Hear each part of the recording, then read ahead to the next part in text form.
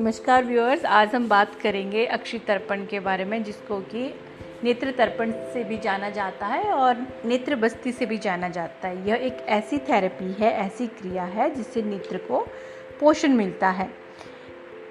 यह थेरेपी दोनों सिचुएशन में बेनिफिशियल है, व्याधि की अवस्था में भी और अगर आइज़ के स्वास्थ्य को मेंटेन करना है उसमें भी ये बहुत इफ़ेक्टिव है। जनरली अक्षि तर्पण जो है नॉन इन्फ्लेमेटरी आई कंडीशंस में एडवाइज्ड है। अक्षि तर्पण की जो इंडिकेशंस हैं वो है Bell's palsy, fatigued eyes, inactive eyes, dryness of eyes, roughness, injury, squint, loss of eye lashes, trigeminal neuralgia, fifth cranial disorder, corneal opacity and excessive lacrimation. ये इन कंडीशंस में जो है अक्षि तर्पण को एडवाइज़ किया गया है। भ्रम और मनोद्वेग में इनको नहीं करना है, कॉन्ट्राइंडिकेटेड है। अब पूरा प्रोसीजर को करने के लिए आइए समझते हैं हम क्या करेंगे। हर प्रोसीजर को करने के लिए हमें इसको 3 पार्ट में डिवाइड करते हैं: पूर्व कर्म, प्रधान कर्म और पश्चात कर्म।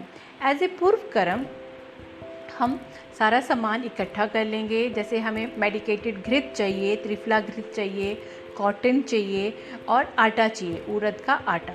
तो उड़द के आटे को पहले से अच्छे से गूंद के उसकी एक रिंग स्ट्रक्चर क्रिएट कर लेंगे। आइज़ के लिए पिट क्रिएट करके एक तरफ साइड में हम रख देंगे।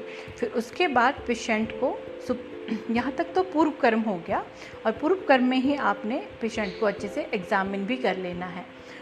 और पूर्व कर्म में आपने पेशेंट की आई वॉश करवानी है त्रिफला वाटर से। ओके, शोधन इज़ ऑल्सो ऑप्शनल। आप पेशेंट को माइल्ड शोधन भी ट्रीटमेंट शुरू होने से पहले करवा सकते हैं कुछ दिन तक। अब जब प्रधान कर्म शुरू होता है तो आपने पेशेंट को सुपाइन पोजीशन में लेटाना है। डबल बॉइलिंग मेथड से आपने मेडिकेटेड घी को गर्म करके कोसा सा करके लुकवार्म करना है। It should not be very hot. एक साइड में तैयार करके रख लेना है, और जो रिंग आपने बनाई है आटे की, आपने उसको अच्छे से फिक्स कर देना है पेशेंट के आइज़ में। अब जब वो अच्छे से फिक्स हो जाए, उसमें स्लोली कॉटन की सहायता से आपने धीरे धीरे लुकवार्म घृत को आइज़ में डालना है। जब आप घी उसमें डाल रहे हो, पेशेंट को आप बोलना है कि वो अपनी आइज़ को बंद रखे, और जैसे ही क्वांटिटी जो है प्रिस्क्राइब्ड क्वांटिटी को आप डाल देते हैं, patient can open the eyes. So ये यहाँ तक हमारा प्रधान कर्म हो जाता है। अब पश्चात कर्म में हमने जो घी है उसको कॉटन की सहायता से ईज़िली बाहर निकाल के उसको एम्प्टी करना है, और धीरे से आपने जो पिट बनाई हुई है आटे की उसको निकाल के साइड में रख देना है।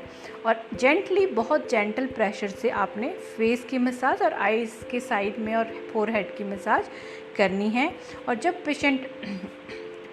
पेशेंट को आपने अच्छे से एडवाइस करना है कि वो पूरा अपथ्य को बिल्कुल भी फॉलो ना करेंगे, और उनको बिल्कुल मना करना है कि वो धूल में, ठंडी हवा में, ठंडे जल का बिल्कुल परहेज करेंगे। बहुत ब्राइट लाइट में एकदम से नहीं जाएंगे, धूल में नहीं जाएंगे और धुएं में भी नहीं जाएंगे। It's always better to avoid the AC also, और कोल्ड वाटर बिल्कुल अवॉइड करना है। तो यहाँ तक इस स्टेप्स में जो है प्रोसीजर हमारा फिनिश हो जाता है।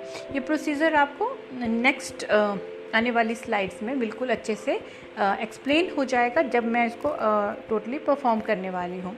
ओके, अब नेक्स्ट क्वेश्चन है कि कितनी देर तक आपने जो मेडिकेटेड घी है उसको रिटेन करना है। तो क्लासिक्स के अकॉर्डिंग बताया गया है, if person is healthy, eyes की हेल्थ मेंटेन के लिए अगर वह किया गया है 500 मात्रा काला, which is around 2 minute 6 second. In कफ प्रधान डिजीज़ 600 मात्रा काला, विच इज़ 2.51 मिनट। इन पित्त प्रधान 800 मात्रा काला, which is 4.2 minutes. And in वात प्रधान 1000 मात्रा काला, विच इज़ 5.3 मिनट। सो इस प्रकार जो है आपने टाइम नोट करके अकॉर्डिंग टू डिजीज़ जो है मेडिकेटेड घी की रिटेंशन टाइम को मेंटेन करना है। काल अवधि में बताया गया है, अगर पित्तज व्याधि है तो 1 दिन के बाद हमें ये प्रोसीजर करना है, और अगर स्वस्थ है और सन्निपातज कंडीशन है 2 दिन के बाद, और कफज व्याधियों में 3 दिन के पश्चात यह प्रोसीजर हमें एडवाइस करना है।